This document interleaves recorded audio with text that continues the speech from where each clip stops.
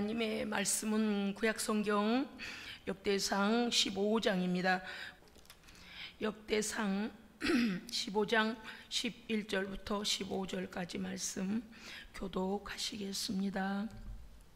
다윗이 제사장 사독과 아비아다를 부르고 또 레이 사람 우리엘과 아사야와 요엘과 스마야와 엘리엘과 암미나답을 불러 그들에게 이르되 너희는 레위 사람의 지도자이니 너희와 너희 형제는 몸을 성결하게 하고 내가 마련한 곳으로 이스라엘의 하나님 여호와의 궤를 메어 올리라.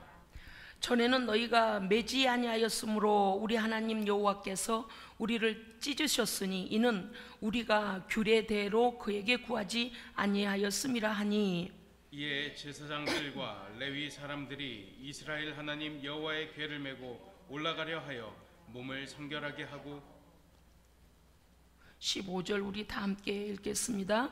모세가 여호와의 말씀을 따라 명령한 대로 레위 자손이 채에 하나님의 궤를 꿰어 어깨에 매니라. 아멘 아멘. 하나님의 살아계심을 믿으십니까? 하나님은요, 하나님의 속한 자는 엄청나게 사랑하시고요, 엄청나게 책임지시고요, 완전하게 보호하십니다. 아멘. 하나님은요, 하나님의 말씀에 대하여 신실하십니다. 아멘. 오늘 말씀의 키워드는 하나님, 여호와 하나님의 언약궤죠. 언약궤, 즉 하나님의 말씀, 하나님의 명령입니다. 예, 관련된 같은 성경 구절이, 관련 성경 구절 어디인가 하면요, 사무엘하 6장 1절부터 15절 안에 같은 사건을 기록한 것이 나오고 있습니다.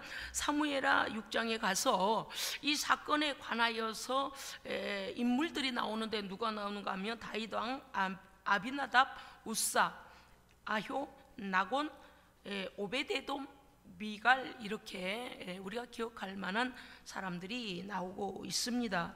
우리는 오늘 15장 11절부터 15절 안에서 보면 다윗이 뭔가를 깨달았습니다.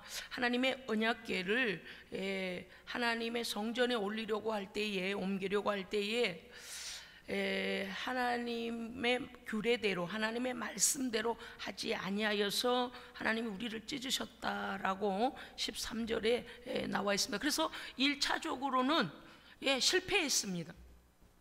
그런데 그 이전에 우리는 역대상 10장 1절부터 14절 안에서 다윗 왕 이전의 왕, 이스라엘의 초대 왕의 최후를 간과하면 안 됩니다.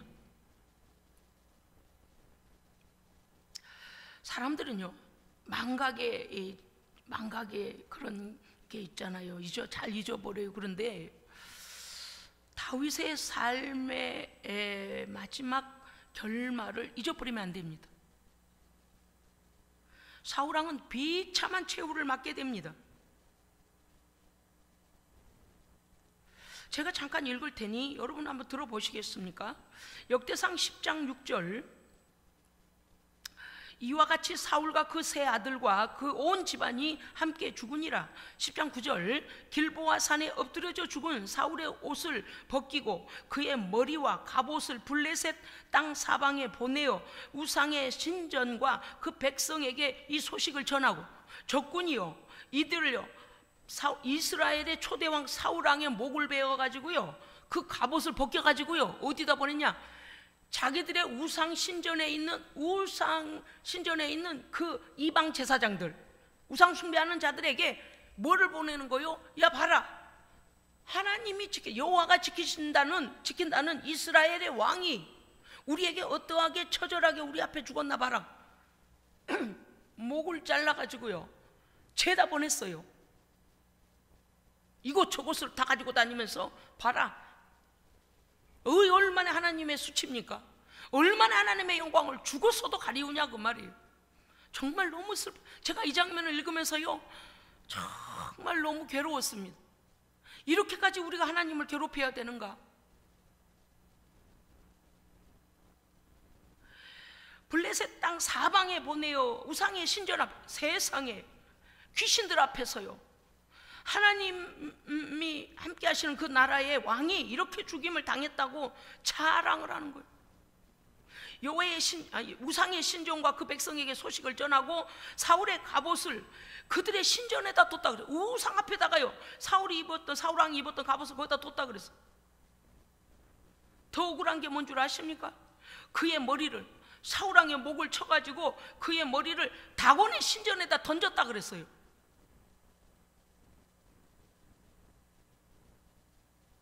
우리의 인생은 결말이 좋아야 됩니다.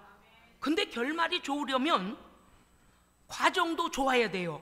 예, 과정을 엉망진창으로 살면 거기에 대한 결론이 나와요. 결과가 나와요. 초대 왕으로 하나님께서 선택하여 세우셨는데 어떻게 이렇게까지 수치를 당하는 우상의 신전에 그 목을 댕가랑 집어 던져버리는, 보통 이게 지금 보통 수치를 당한 게 아니잖아요. 그런데 오늘 말씀에 그 내용이 나와요. 역대상 10장 13절에 보면 사울이 죽은 것은, 사울이 왜 이러한 비참한 죽임을 당했나 했더니 여호와께 범죄하였기 때문에, 성경 그대로 읽어드립니다. 여호와께 범죄하였기 때문이라. 그가 여호와의 말씀을 지키지 아니하고 신접한 자에게 가서 묻고 여호와께 묻지 아니하였으므로 여호와께서 그를 죽이시고 그랬습니다. 세상에, 사울왕 시대에도 여호와의 법궤는 있었잖아요. 그런데 하나님 앞에, 그 법궤 앞에, 하나님의 임재하심 앞에 어떻게 해야 되는지를 기도하지 않았다는 거예요. 하나님께서 어떤 명령을 내리시고 그 명령대로 순종하지 않았다는 거예요. 그냥 전쟁에 뭐요, 이게 부적처럼 끌고 다니면서 전쟁터에다 갖다 놓으면 전쟁이 이겨주는 줄 아는 거, 그게 뭐 우상숭배와 같은 자 아니에요? 하나님의 임재하심, 인격적인 하나님으로 그는 받아들이지도 아니했던 것이 성경에 드러나고 있습니다. 거기서만이 다 아니에요. 나라에 무슨 일을 볼 때 신접한 자에게 가서 물어, 무당을 불러다가 나라가 어떻게 될 것인지 묻는데 그냥이 아니에요. 얼마나 정신 나간 사람인가 보실래요? 죽은 사무엘을 불러내라 그래요. 이게 불신앙이잖아요. 지금 한국 교회 안에 많은 성도들이 코로나 때문에 믿음이 떨어져 가지고요, 혼합주의가 들어왔어요. 큰일 났어요. 성경에 뭐라 그랬어요? 하나님 안에서 죽은 사람은 하나님의 안식에 들어가 있습니다. 이 땅에 다시 와요, 못 와요? 예수님 오실 때까지는 오지 않아요. 못 와요. 아멘. 그런데 사울왕이 정신없는 짓 한 거 보세요. 무당에게 찾아가서 죽은 사무엘 선지자를 불러내달라는 거예요. 왜? 사무엘 선지자가 살아나서, 그가 살아나겠습니까? 그 영을 불러달래요. 그리고서 우리나라를 위해 그 사무엘 선지자가 점치게 해달래요. 그래서 무당이 뭘 한 줄 아세요? 이 사무엘의 흉내를 내면서 사무엘이 마치 살아온 것처럼, 그 영혼을 불러온 것처럼, 한국교회 잘못된 신앙, 우리는 말씀대로 다시 고쳐져야 돼요. 죽은 사람 다시 오지 않습니다. 어떤 사람은 이게 또 참 목사를 잘 만나야 돼요. 성경대로 성도를 가르치지 않고 죽은 조상의 귀신들이 이 땅에 돌아다니고 있다, 또 이렇게 설명, 아이고야, 좀 무슨 이게 예수를 믿는 건지. 성경을 백독을 하세요. 제대로 믿으려면 성경 제대로 읽고 제대로 가르치고 제대로 믿어야 합니다. 사울왕이 그따위 짓을 했어요. 나는 아주 하나님 앞에서 엉망진창인 사람은요, 제가 막 그따위 해요. 짜증나요. 어떻게 하나님께서 일대왕으로 세워준 그 은혜를 입은 자가 이따위 식으로 이방인의 신접한 자, 이방인이 우상숭배 하듯이 어떻게 이렇게 하나님의 백성의 왕이 돼가지고 이렇게 합니까? 혹시 우리 중에도 그런 사람 있어요?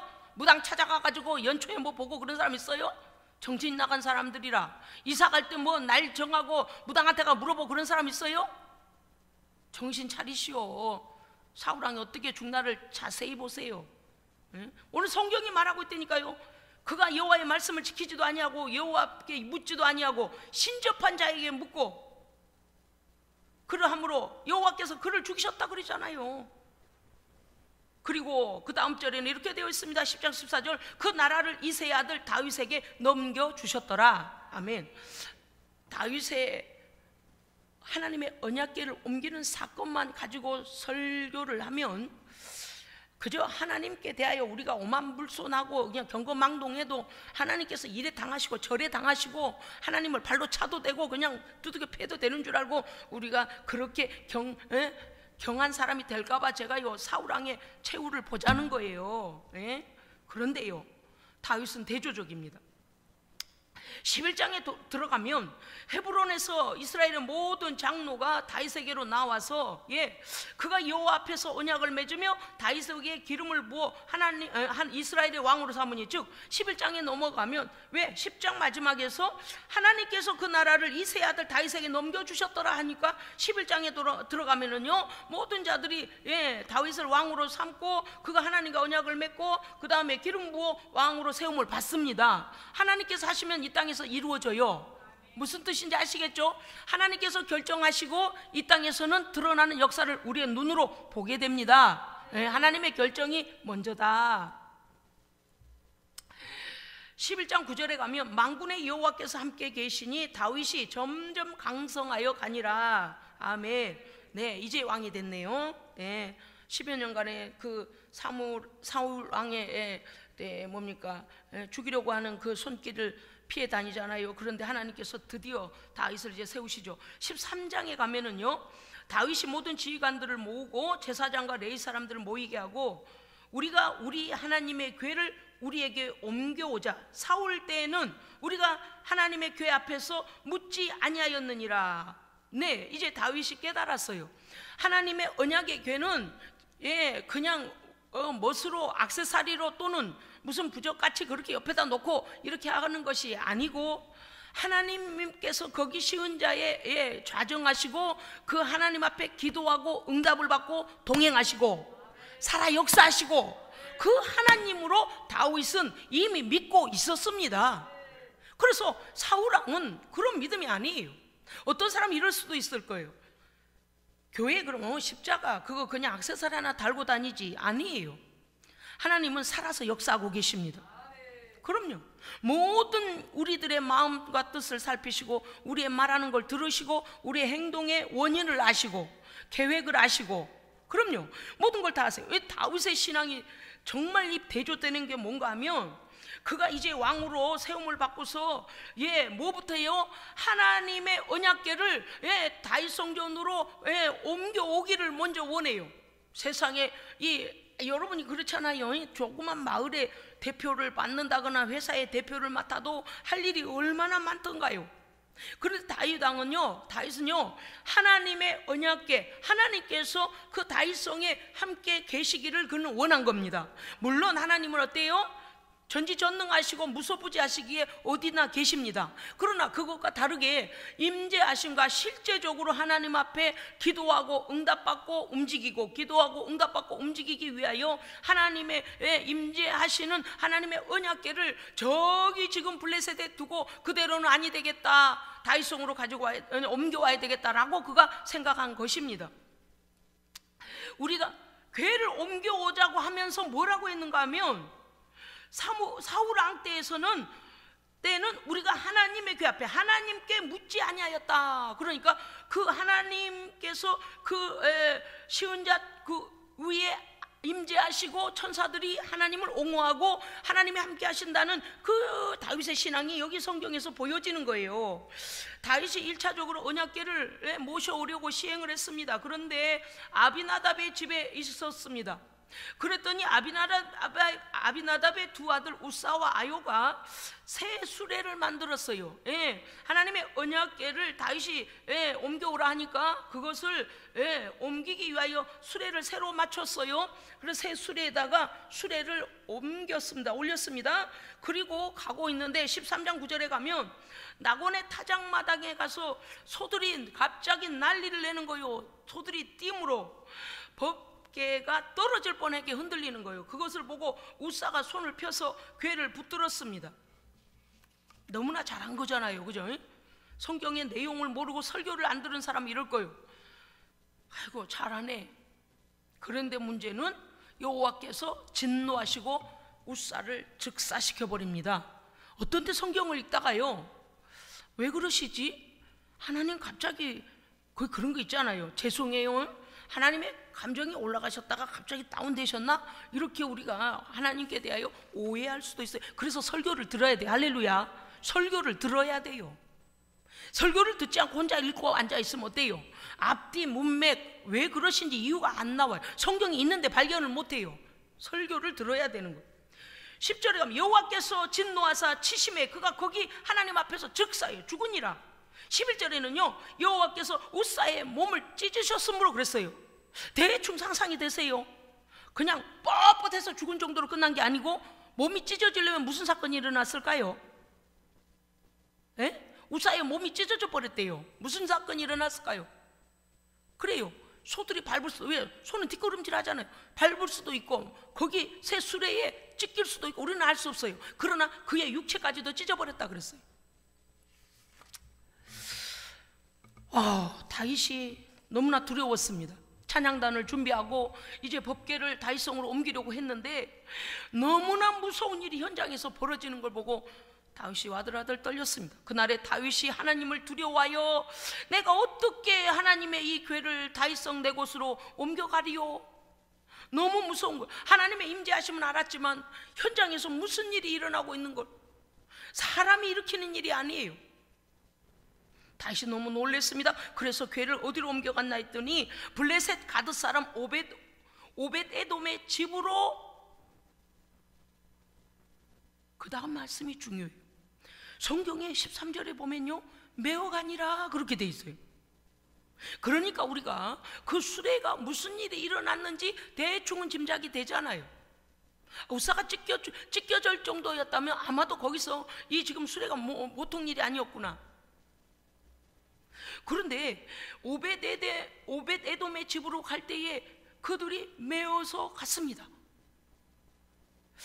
14절 보니까 대상 13장 14절 하나님의 궤가 오벳 에돔의 집에서 석 달을 있는 동안에 여호와께서 오벳 에돔의 집과 그의 모든 소유에 복을 내리셨더라. 아멘. 저는 아주 초등학교 어릴 때 이 성경을 읽으면서요 저도 그랬다니까요. 하나님 금방 어떤 사람은 그 자리에서 죽이시고 어떤 사람은 또 복을 주시고 제가 제 생각에 그랬어요. 어떻게 눈치를 봐야 될까? 하나님 너무 무섭네. 어떤 감정이 어떤 마음이실까? 막 이게 제가요 성경을 안 읽어본 사람은 왜 그런지도 또 몰라요. 그러니까 설교를 들어야죠. 자, 14장에 가면 다윗이 블레셋과 전투를 하게 되는데요. 다윗이 하나님 앞에요 여쭤봅니다. 하나님 올라가야 되겠습니까? 아닙니까? 여호와께서 올라가라. 내가 너와 함께 이기게 하리라. 세상에 다윗의 태도, 자기가 볼 때 많은 백성들이 자기를 따르고 사울이 죽인 자는 천천히요 다윗이 죽인 자는 만만이라 그러니 백성들의 마음이 다 자기에게 있을 것으로 착각할 수도 있잖아요. 사람이 인기를 누리면은요 모든 사람의 마음을 얻었을 것이다 라고 교만할 수도 있어요. 그런데 다윗은 하나님과 자기 사이에 그 관계만큼은 온전케 합니다. 사람이 아무리 막 왕이여 다윗 왕이여 아무리 소리를 쳐도 하나님께서 아니라니 어떻게 됐어요? 사울왕이 목이 떨궈져 가지고 다곤 신전에 우상 숭전에 던져졌잖아요. 이런 무서운 사건들 앞에서 보고 또 우사가 하나님의 궤를 이렇게 떨어지지 않게 붙잡다가 그 자리에서 즉사하는 걸 보고서 하나님, 그동안에도 하나님께 대하여서 그는 하나님을 경외하는 자였지만 얼마나 무서운 하나님이신가를 다윗은 안 겁니다. 그래서 그 전쟁에 하나님께 먼저 여쭙고 올라가서 승리했습니다. 그리고 와서 15장 들어가면 14장에서 다윗이 승리했다 그랬어요. 15장에 어떤 사건이 일어났냐, 다윗이 다시 하나님의 언약궤가 오다 말고 오베데돔의 집에 석 달을 머무르고 있으니 그 마음이 편치가 않은 것입니다. 그래서 다윗이 다시 명령하여 여호와의 언약궤를 다윗성으로 옮기고자 하여서 1절에 보니까 다윗성에 하나님의 궤를 둘 곳을 마련하고 장막을 치고라고 되어 있습니다. 하나님께서 하나님의 성전, 하나님의 궤 둘 그곳에 장막을 치고 이미 준비했습니다. 레위 사람 외에는 하나님의 궤를 맬 수 없나니 이는 여호와께서 그들을 택하시고 하나님의 궤를 메고 영원히 여호와를 섬기게 하셨습니다. 아멘. 다윗은 사울왕은 하지 않았지만 하나님 앞에 무엇가 잘못되었는가를 연구하고 또 뭡니까요? 제사장에게 이미 듣고서 이러한 일에 대하여서 얼마나 제사장 사독과 아비아달 그리고 레위 사람들을 불러서 우리가 어떻게 해야 되겠느냐, 하나님의 언약궤를 반드시 이곳으로 옮겨야 하는데 우리가 어떻게 해야 되겠느냐, 다 그들에게 고증의 말씀을 듣고 그렇게 하여 오늘 말씀에 나오잖아요. 이게 이제 15절에 그래 돼 있죠. 모세가 여호와의 말씀을 따라 명령한 대로, 여호와의 말씀을 따라 명령한 대로, 여호와의 말씀을 따라 명령한 대로, 할렐루야. 그렇게 하지 아니하여서 우사가 죽은 거고, 그렇게 하지 아니하여서 문제가 생긴 거고, 그렇게 메고 간 오베드 에돔은 복을 받았습니다. 말씀을 모르면 도대체 하나님의 감정이 오르락내리락 하는 줄 알아. 아니에요. 말씀을 따라가야 돼요. 말씀대로 해야 돼요. 다윗은 제사장 사독과 아비아달 그리고 레위 사람들 불러 첫째 그들에게 너희는 몸을 성결케 해라. 그리고 내가 마련한 곳으로 여호와의 궤를 메어 올리라 라고 11절에 말합니다. 13절에서 다시 말하죠. 전에는 너희가 여호와의 궤를 메지 아니하였으므로. 자 보십시오. 여러분,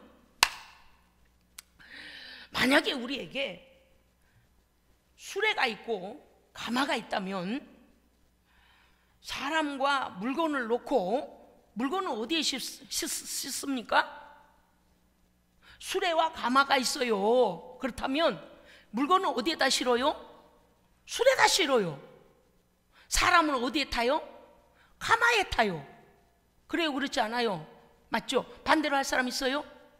사람은 짐칸에다가 수레에다가 거적대기 마냥 짐 마냥 집어 올려가지고 더그덩 막 이리 뛰고 저리 뛰고 이렇게 짐짝 취급해서 수레에 사람이 타고 가마에다 사람들이 막 이렇게 쫙 네 군데서 조심조심 짐은 가마에 넣어갖고 가는 그런 이런 사람이 어디 있겠냐 그 말이에요. 이해하셨어요? 네. 하나님의 법궤는 하나님의 임재하심이 있습니다. 하나님이 그곳에 계시고 동행하십니다. 그거를 정신을 놔버린 거라. 예? 오늘 우리가 예배 드리는 건 누구께 예배 드려요? 살아계신 하나님께 예배 드리는 거요. 오늘 우사가 즉각적으로 그 자리에서 심판을 당하여 죽고 그러한 살아계신 어미하신 하나님 앞에 예배 드리는 거요. 그러니까 이러한 예배의 가치와 귀중함을 모르는 사람들은요, 무슨 형식으로 알아. 그러니까 하나님의 임재하심을, 하나님의 언약궤를 갖다 짐짝에다 실었다는 건 뭐예요? 하나님을 짐짝에다 집어 올렸다는 거 아니에요. 왜 하나님 뭐라고 하셨는가니 말씀이 나중에 나오잖아요. 레위 사람들이 성결하게 하고 하나님께서 구별한 자들이 자신들을 먼저 성결하게 하고 그 다음에요 뭘 해야 된다고요? 언약궤를 채에 깨요. 그 언약궤에 네 군데에 고리가 있다 그 말이에요. 채가 있는데 거기에다가 매는 채를 깨요. 그거를 매야 되는 거예요. 언약궤를 직접 만지면 안 되는 거예요. 이게 하나님의 명령이에요. 왜? 하나님 그곳에 계시기 때문에. 자, 그러면 짐짝같이 거기다 넣어가지고 소가 끌고 가게 하고 하나님을 짐짝으로 하는 겁니까? 지금 너무 이해가 쉽잖아요. 사람이 결혼할 때나 어디 먼 곳에 갈 때 예전에는요 꼭 그 부하들이나 그 집 종들이 가마를 이렇게 준비해가지고요 그 주인이나 주인의 가족들이 타면 그 다음에 어때요? 사람이 그것을 조심스럽게 메고 갔습니다. 이렇게 사람이 교통수단이 됐어요. 사람 자기들의 상위권자를 모실 때 그렇게 했단 말이에요. 그러니까 왜 메고 올라가라 하는 것과 수레에다가 짐처럼 실으라는 것이 왜 그런 차이점이 있는지를 우리가 알 수 있겠죠. 하나님은 그런 분이에요. 하나님은요 짐짝이 아니라 하나님은 살아계신 인격이십니다. 아멘. 우사가 하나님의 궤를 손으로 잡았다는 건 뭐예요? 짐 떨어질까 봐 하나님을 짐으로 하니까 어때요? 함부로 만져. 여러분요 하나님은 거룩하시기 때문에 죄인이 만지면 죽어요. 죄인이 만지면 죽어요. 여러분 보세요. 여기 막 가스불을 퍼런 가스불이 나오고 있는데 가스불에다 손을 놓으면 손이 데워져요? 데워지지 않아요? 손이 데워지고 타요. 하나님은 거룩하신 분이기 때문에 죄인이 함부로 만지면 자기가 죽는다니까요. 왜? 우리는 세균과 같은 죄인이니까요. 그 하나님의 임재를 생각하지 아니하니까 예배를 함부로 하는 거예요. 예? 하나님의 궤는요, 레위기서 16장에 보면 법궤라고 하고요, 민수기 10장에 보면은 언약궤라고 하고요, 출애굽기 25장 증거궤라고 하고요, 사무엘상 4장에는 하나님의 궤라고 하고, 오늘 말씀 역대상 15장은 여호와 하나님의 궤라고 합니다. 이 하나님의 여호와 하나님의 궤 안에는 10계명의 두 돌판의 명령이 그곳에 쓰여 있습니다. 네, 하나님의 명령이 돌판에 쓰여서 거기에 있어요. 그 다음에 또 뭐가 있냐? 광야에서 이스라엘 백성들을 먹이셨던, 하늘에서 만나를 내려서 이스라엘 백성들이 그것을 담아 가지고 가서 양식으로 삼았던 만나를 담았던 항아리가 그 안에 있습니다. 또 뭐가 있습니까? 하나님의 제사장으로서 직분을 받고 하나님께서 구별하여 제사 직분을 감당하게 하는 아론의 쌍난 지팡이가 그곳에 있습니다. 아멘. 자, 보십시오. 그러면 이 하나님의 십계명의 명령을 적은 두 돌판과 광야에서 먹이신 만나, 그것은 곧 오늘날로 하면 하나님의 말씀입니다. 말씀이요. 그러니까 말씀 그 다음에 뭘까요? 그 하나님의 말씀대로 제 백성들의 속죄를 위하여 또 백성들 앞에서 하나님께 예배하는 제사장으로 쓰임받고 임명받은 아론의 쌍난 지팡이, 그것은 하나님께서 그를 선택하시고 그 제사장으로서 쓰겠다는, 인간이 수여한 것이 아니고 하나님께서 임명하신 겁니다. 이게 뭐예요? 하나님의 증거들이, 할렐루야, 하나님의 증거들, 하나님의 말씀의 돌판도 증거요, 만나 먹은 항아리도 증거요, 하나님께서 제사장도 선택하여 세웠다는 것 증거예요. 그러면 역대상 13장 6절 하나님의 언약궤, 이는 하나님께서 그 두 그룹 사이에 계심으로 그러한 이름으로 일컬음을 받았도다. 그래서 여호와의 언약의 궤 그 위에 씌운 자 뭐예요? 그 언약궤 뚜껑, 우리가 말하면 뚜껑이지만 우리는 그걸 뚜껑이라 하지 않고 씌운 자라고 해요. 왜냐하면 하나님께서 임재해 계신다. 근데 거기는 양쪽의 천사들이 하나님을 옹호하고 찬송하고 있습니다. 그러니까 하나님께서 임재하신 거예요. 그리고 그 아래는 뭐가 있어요? 하나님께서 하나님 되심의 증거물들이 있는 겁니다. 할렐루야, 아멘. 말씀이고 그 다음에 제사에 관한 거, 예배에 관한 거예요. 하나님이 직접 임명하신 거예요. 레위 자손에게 오늘 말씀하신 거 14절, 제사장들과 뭐예요? 모세가 여호와의 말씀을 따라 명령한 대로 레위 자손이 구별된 자들이 그 다음에 채에 궤를 꿰어, 아까 말씀드렸죠? 네 군데 골이 있는데 그 채를 깨어야지 직접 만지면 안 된다 그랬어요. 그 다음에 그거를 허리 밑에 들고 아니면 바닥에서 질질 끌고, 아니요, 어깨에라고 그랬어요. 어깨에 매니라. 할렐루야, 아멘. 어깨에 매는 것은요, 우리의 모든 마음이 심장보다 위에잖아요. 그래서 높이는 거예요. 하나님을 높이는 거예요. 그건 뭐예요? 사람을 가마에 태워갈 때 되게 어깨에도 매기도 하고 또 허리에다 이렇게 가마를 붙잡고 가기도 해요.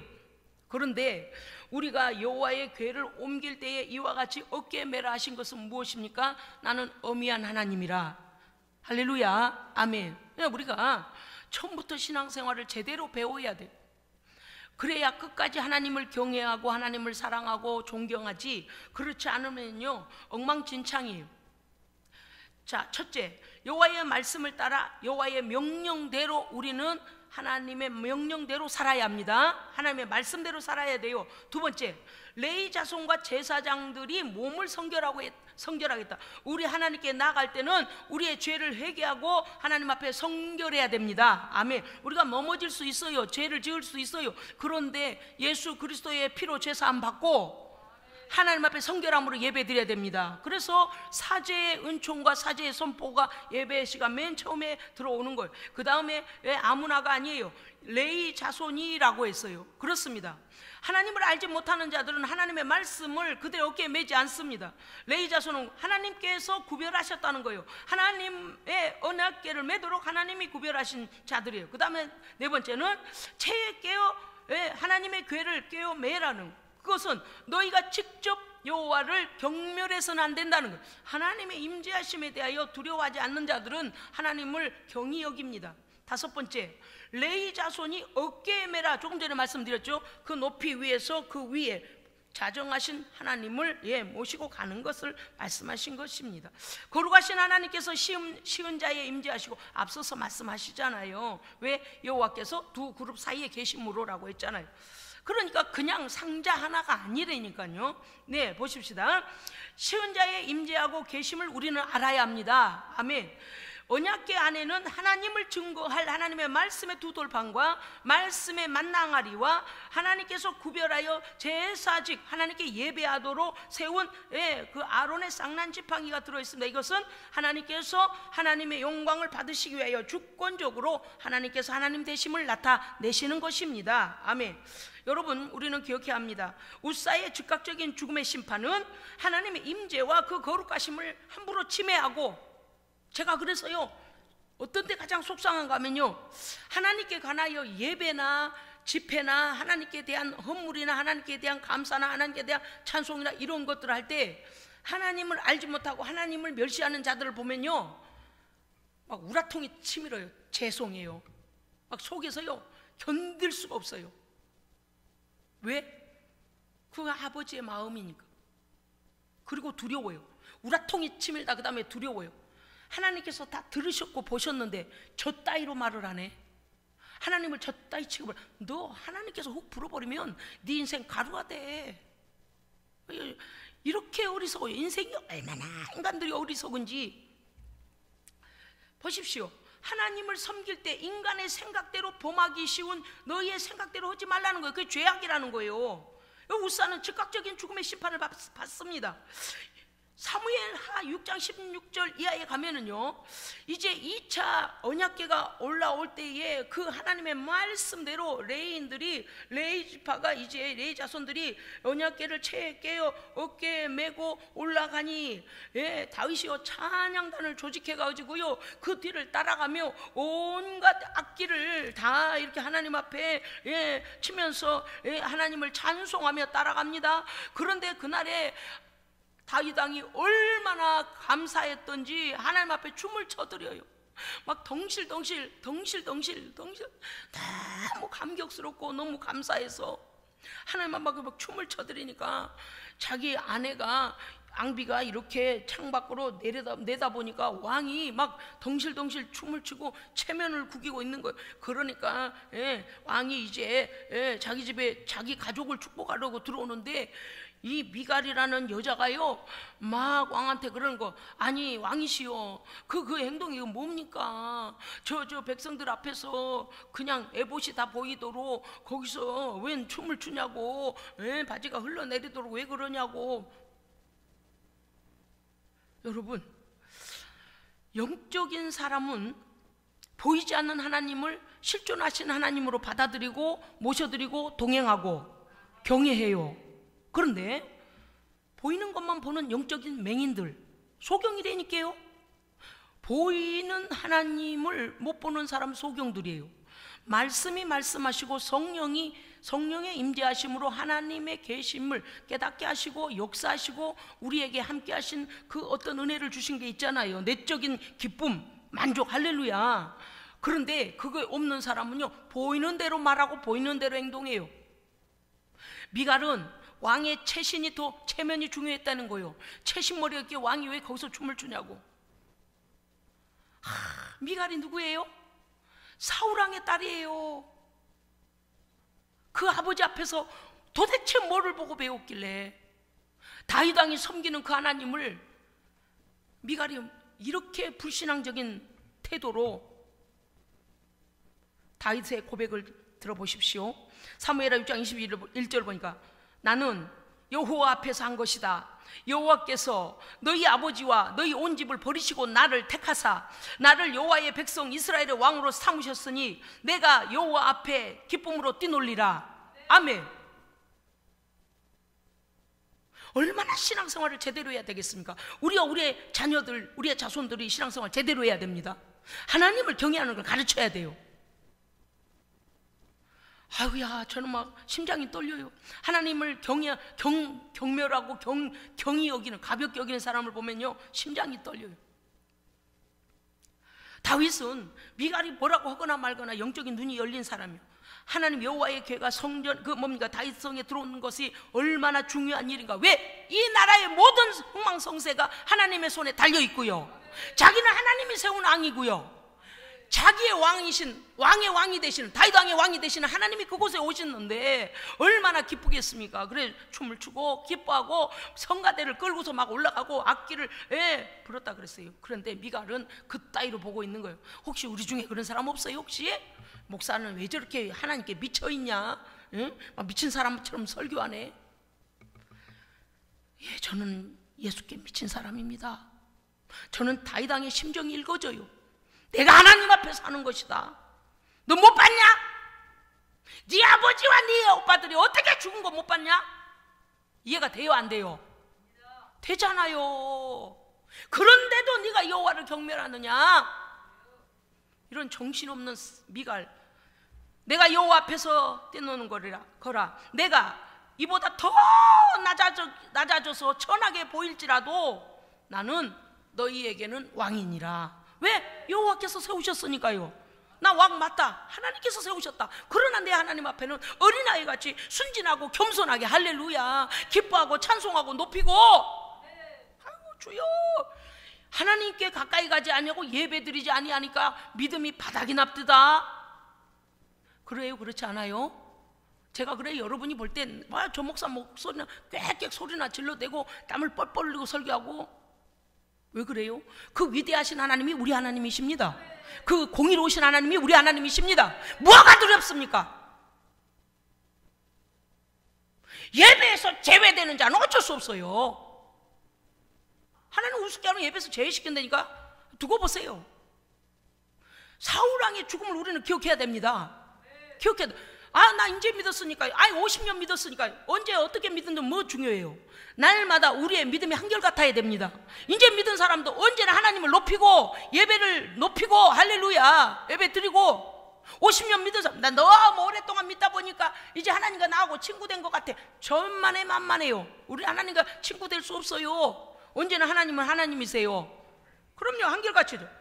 우리 하나님은 인간의 생각대로 보이는 대로 행동하고 말하고 하는 것을 하나님은 싫어하십니다. 왜? 하나님의 영적인 것에 우리는 미치지 못하기 때문에. 하나님은 영이시니 예배하는 자가, 예배가 나오잖아요. 영과 진리로 예배할지니라. 아멘. 하나님은 예배하는 자를 찾으시고 예배를 받으십니다. 예, 그렇습니다. 성령과 그리스도의 피로 영혼을 다하여 진심으로 하나님께 예배할 때 하나님은 받으십니다. 아멘. 하나님은 인격이십니다. 그러므로 짐술에 짐짝처럼 던져져서 그럴 뿐이 아니시라 그 말이에요. 여러분의 마음의 중심에 하나님을 모시기 바랍니다. 아멘. 하나님은 죄인들은 볼 수 없으나 하나님은 실존하십니다. 하나님은 역사하십니다. 하나님은 전능하신 창조주이십니다. 하나님은 공의와 사랑으로 우리를 심판하십니다. 하나님은 하나님의 말씀대로 명령대로 하는 자를 보호하시고 인도하시고 언약의 축복을 하나님 한없이 부어 주십니다. 아멘. 우리는요, 우리의 인간의 생각과 우리의 뜻이 올라올 때마다, 감정과 말과 행동에 올라올 때마다 하나님의 말씀으로 제재받아야 됩니다. 깨달아야 제재를 받지. 깨닫지 못하니까 있는 대로 뱉어내고 하나님 앞에 이 회개하지 않으면 어떻게 되겠어요? 회개하지 않으면 어떻게 되겠어요? 우리는 하나님의 예배를 멸시하고 거역하는 자들은 반드시 하나님의 심판을 받는 걸 보게 됩니다. 아멘. 우사가 그러했고요, 미갈이 그러했고요. 보십시오. 그러나 다윗은 하나님을 사랑하고 예배를 귀히 여기며 그가 에봇을 입고 나갔다라 그랬어요. 에봇이 무엇입니까? 제사장들이 예배할 때 입는 거 아닙니까? 그것은 하나님의 예배자죠. 하나님 앞에 진심으로 예배하는 자는 하나님의 언약이 이루어집니다. 아멘. 오늘 다시 한번 언급합니다. 하나님의 말씀 명령 앞에서 묻지 않고 경고망동하게 사울과 그의 세 아들의 행위와 같이 하면, 하나님이 계신데도 불구하고 하나님 앞에서 지 뜻대로 맘대로 내 맘대로 그렇게 행한 자는 최후의 비참한 최후를 맞는 것을 잊지 마시기 바랍니다. 그 다음에 하나님의 임재하심을 범하고 짐짝처럼 여기며 인본주의적으로 하나님을 인정하지도 아니하고 하나님을 경홀히 여기며 하나님의 법궤에 손을 함부로 댔던 우사는 현장에서 즉각적으로 찢어져서 죽임당했다는 사실도 잊어서는 안 됩니다. 제가 왜 설교를 힘있게 하는 줄 아세요?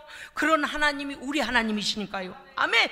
세상에 나가서 왜 예수 믿는 사람들이 무슨 세상 사람에게 뭐 얻어먹으러 간 것처럼 왜 이게 어깨를 죽어버려 가지고 왜 이게 질질질 맵니까? 우리가 예수 믿는 일이 뭐서 그들에게 죽을 일입니까? 우리는 전능하신 하나님을 믿는 용감하고 담대하고 영광스러운 사람들입니다. 아멘.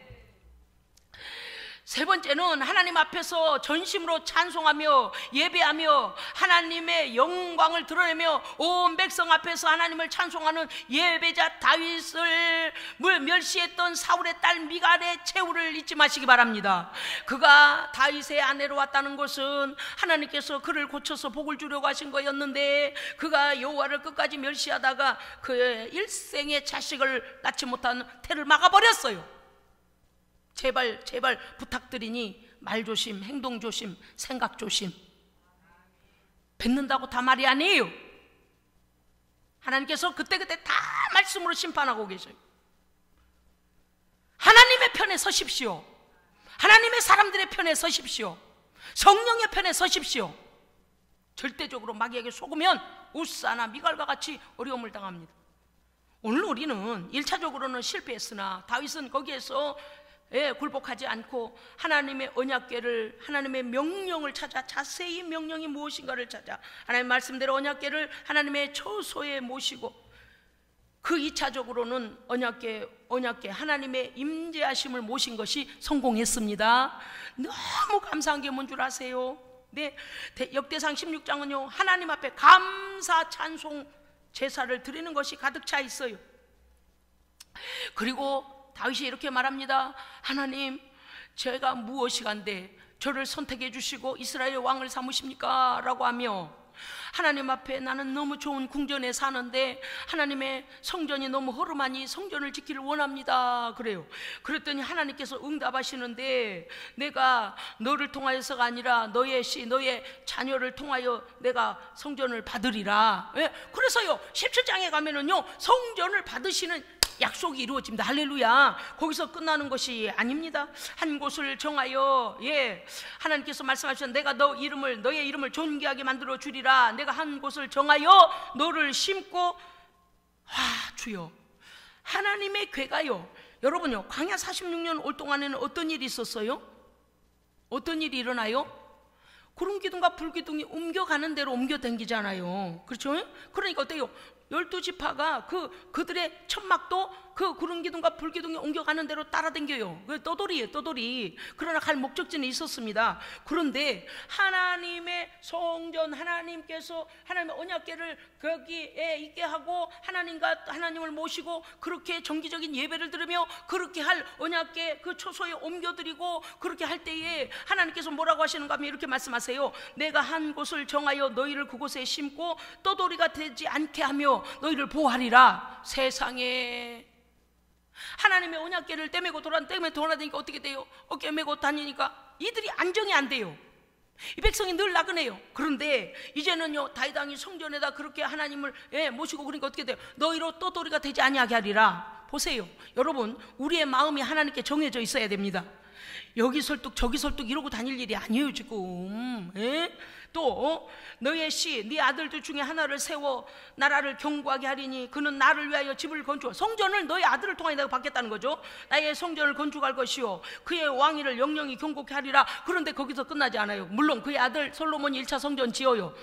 그런데 하나님께서는요 다윗 왕의 후손을 통하여 영원한 왕이신 예수 그리스도를 보내십니다. 그래서 이렇게 말씀하세요. 14절 내가 영원히 그를 내 집과 내 나라에서 세우리니 그의 왕위가 영원히 견고하리라. 아멘. 예수 그리스도 메시아가 이 땅에 오심으로써 모든 마귀 권세와 죄의 권세를 이기시고 승리하신 왕으로 우리 가운데 하나님의 나라 영원한 나라를 세우시며 그렇습니다. 우리 가운데 오셔서 그 구원의 역사를 이루시고 하나님의 나라를 견고케 하시는 메시아가 올 것을 다윗 왕에게 약속을 주신 것입니다. 이것이 바로 다윗 왕의 언약인 것입니다. 사랑하는 성도 여러분이요, 오늘 우리가 하나님의 말씀 그 말씀대로 살고자 몸부림쳐야 합니다. 하나님을 기뻐하십시오. 어떤 사람 보면 어때요? 막 반갑고 기쁜 사람 있잖아요. 그래요, 그렇지 않아요? 그냥 그림자만 지나도 아이고 누구 아니시냐고 아이고 막 너무 반갑다 이런 사람 있죠. 어떤 사람 어때요? 어제 오면 막 피하고 도망가고 보일까? 왜 그래? 빚져서 그런 거라. 빚쟁이가 찾아오면 또 그러잖아요. 여러분, 하나님께서 찾으시는 사람이 돼야 합니다. 하나님께서 기뻐하시는 사람이 돼야 됩니다. 우리도 하나님을 기뻐해야 됩니다. 넌 다윗의 다윗 왕의 이 마음 자세. 이후로부터요, 하나님께서요 다윗을 승승장구에게 하게 해주시는 거예요. 세상에 우리가 하나님을 높이면 하나님은 우리를 어떻게 하신다고요? 존귀케 하리라. 그 약속을 믿으시고 날마다 하나님을 기쁘시게 하는 하나님 위주로, 예배 위주로 승리하는 성도 되시기를 주의 이름으로 축복합니다. 아멘. 기도하겠습니다. 살아계신 아버지 하나님, 하나님의 말씀을 우리의 뇌에, 심장에, 영혼에 새겨 주셔서 하나님을 우습게 하는 자가 멸망하는 것 잊어버리지 아니하고 우리 하나님을 높이는 자 되게 하여 주시옵소서. 하나님을 기뻐하고 하나님께만 영광을 돌려 하나님의 약속이 다 이루어지는 가정들과 가문들 되게 하여 주시옵소서. 우리 구주 예수 그리스도 이름으로 기도합니다. 아멘.